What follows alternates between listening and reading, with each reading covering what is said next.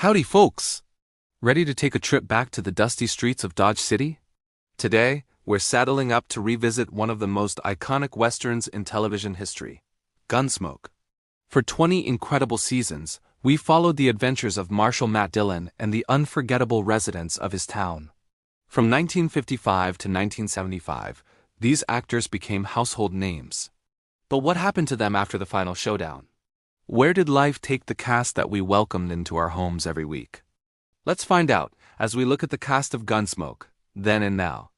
Stay with us, you won't want to miss this ride down memory lane. First up, the man himself, Marshal Matt Dillon, played by the towering James Arness. At 6'7", Arness wasn't just a lawman, he was a legend. He embodied the strong, silent type, a moral compass for the wild frontier. For 2 decades, he was the face of justice in Dodge. After Gunsmoke, Arness didn't hang up his cowboy hat just yet. He starred in the series How the West Was Won and reprised his role as Matt Dillon in 5 made-for-television Gunsmoke movies in the 90s. Beyond acting, Arness was a decorated World War II veteran, earning a Bronze Star and a Purple Heart. He enjoyed a quiet life away from Hollywood, spending time with his family in California. James Arness passed away in 2011 at the age of 88, leaving behind a legacy as one of television's most enduring heroes. What's a marshal without his loyal deputy? Dennis Weaver played the lovable and slightly clumsy Chester Good for 9 seasons. His distinctive limp and his earnest call of Mr. Dillon became one of the show's most beloved trademarks. Weaver actually developed the limp himself to differentiate Chester from other Western sidekicks. After leaving Gunsmoke in 1964, his career soared. He won an Emmy for his role as Chester and went on to star in the popular series McCloud, playing a deputy marshal from New Mexico assigned to the NYPD. Weaver was also a passionate environmentalist and humanitarian long before it was fashionable, dedicating much of his life to these causes.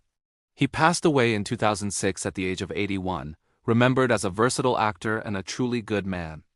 No trip to Dodge City would be complete without a stop at the Long Branch Saloon, presided over by the one and only Miss Kitty Russell. Amanda Blake brought sophistication, warmth, and a hidden strength to the role of the saloon owner. Her on-screen chemistry with James Arness kept viewers guessing for 20 years. Was she just a friend or something more? Amanda Blake was a central figure on the show for 19 seasons. After leaving Gunsmoke, she dedicated her life to a cause very close to her heart: animal welfare. She co-founded the Arizona Animal Welfare League, one of the first no-kill shelters in the country. She lived on a preserve with a variety of animals, including cheetahs and lions she had helped rescue. Amanda Blake passed away in 1989 at the age of 60, but her compassion and fiery spirit live on. Next, we have the cantankerous but kind-hearted Doc Adams, played by Milburn Stone. For all 20 seasons, Doc was there to patch up cowboys, deliver babies, and offer sage, often grumpy, advice. He was the town's conscience and healer. Stone's portrayal was so authentic that he reportedly received letters from fans asking for medical advice. He won an Emmy for the role in 1968. Milburn Stone was deeply connected to his character and the show. In fact, after suffering a heart attack during the series' run, his absence was written into the show, with Doc Adams leaving to study medicine back east, only to return fully recovered. After Gunsmoke ended, Stone retired from acting. He passed away in 1980 at the age of 75, forever remembered as television's favorite frontier doctor. When Chester left Dodge, a new deputy rode into town, the scruffy but reliable Festus Hagen, played by Ken Curtis. Initially a recurring character, Festus quickly became a fan favorite and a permanent fixture for 11 seasons. His unique accent, squinty eyes, and endless backwoods wisdom made him a perfect comedic and dramatic foil for Marshal Dillon. Before his time in Dodge, Ken Curtis was an accomplished singer, even performing with the Sons of the Pioneers and Frank Sinatra's orchestra. After Gunsmoke, he continued to act in various television shows and movies, often returning to the Western genre he was so famous for. He passed away in 1991 at the age of 74, leaving us with the unforgettable image of Festus, loyal friend and one-of-a-kind lawman. Let's not forget the blacksmith-turned-deputy, Quint Asper, played by a young Burt Reynolds. Before he became a global movie star, Reynolds spent 3 seasons on Gunsmoke from 1962 to 1965. His character, Quint, was a half Comanche blacksmith who often struggled with his dual heritage. The role allowed Reynolds to showcase his dramatic abilities and rugged charm. Leaving Gunsmoke was a career gamble, but it paid off handsomely. He went on to become one of Hollywood's biggest box office draws in the 70s and 80s, starring in hits like Smokey and the Bandit and Deliverance. He even earned an Oscar nomination for his role in Boogie Nights. Burt Reynolds passed away in 2018 at 82, but his time in Dodge City was a crucial stepping stone in his legendary career. Another familiar face of the Long Branch was the bartender Sam Noonan. For many years, this role was played by actor Glenn Strange. While he may have been a man of few words behind the bar, Strange had a fascinating career. Before pouring drinks for Miss Kitty, he was famous for playing Frankenstein's monster in several classic Universal horror films of the 1940s, including House of Frankenstein and Abbott and Costello Meet Frankenstein. It's incredible to think that the quiet bartender in Dodge City was once one of cinema's most iconic monsters. Strange continued his role on Gunsmoke until his passing in 1973. We also have to mention Buck Taylor, who joined the cast in 1967 as the gunsmith and part-time deputy.